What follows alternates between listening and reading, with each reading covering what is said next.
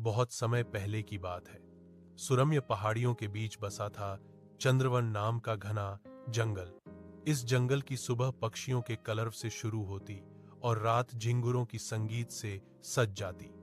ऊंचे ऊंचे साल और बरगद के पेड़ों के बीच बहती एक शांत नदी जंगल को जीवन देती थी। हर जानवर इस जंगल में अपने अपने ढंग से जी रहा था। चंद्रवन का राजा था, राजा महाबल शेर। ताकतवर तो वह था ही, लेकिन घमंड भी उतना ही ज्यादा। उसे लगता था कि जंगल में उसकी मर्जी के बिना पत्ता भी नहीं हिल सकता। उसकी दहाड़ से बड़े बड़े जानवर कांप जाते थे। उसी जंगल में रहता था चीकू सियार। दुबला, पतला, साधारण सा दिखने वाला चीकू ताकत में किसी के बराबर नहीं था, लेकिन दिमाग उसका बहुत तेज था।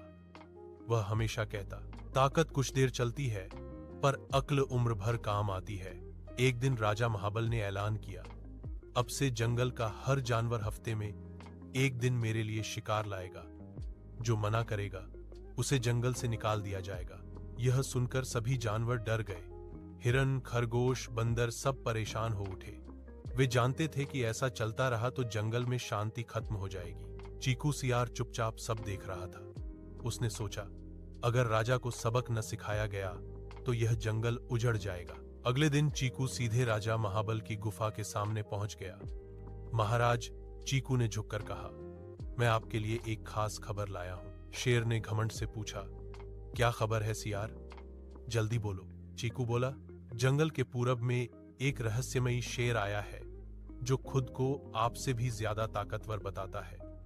वह कह रहा है कि चंद्रवन का असली राजा वही है। यह सुनते ही शेर आग बबूला हो गया। क्या? कोई मुझसे ज्यादा ताकतवर? उसे अभी मेरे सामने लाओ। चीकू मुस्कुराया और बोला, महाराज, वह बहुत चालाक है, सीधा सामने नहीं आता, लेकिन मैं आपको उसके पास ले जा सकता हूं। शेर तुरंत तैयार हो गया। चीकू उसे जंगल के गहरे हिस्से में ले गया, जहां एक पुराना कुआं था। कुएं का पानी बिल्कुल शांत था। चीकू ने कहा, महाराज, वही रहा आपका दुश्मन। शेर ने कुएं में झांका और पानी में अपनी ही परछाई देख ली। उसे लगा कि सच में कोई दूसरा शेर है जो उसी की तरह घूर रहा है। कैसे घूर रहा है? शेर गरजा और कुएं में छलांग लगा दी। छपाक! शेर पानी में गिर गया और बाहर निकलने का रास्ता नहीं मिला। चीकू ने ऊपर से कहा, महाराज, यह आपका घमंड था जो आपको ले डूबा। कुछ देर बाद दूसरे जानवर वहां पहुंचे। उन्होंने मिलकर शेर को बाहर निकाला। शर्म से शेर की आंखें झुकी हुई थीं।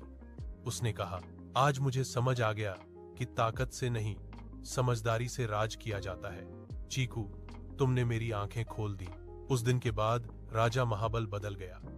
उसने जबरदस्ती खत्म कर दी और सभी जानवरों से बराबरी का व्यवहार करने लगा।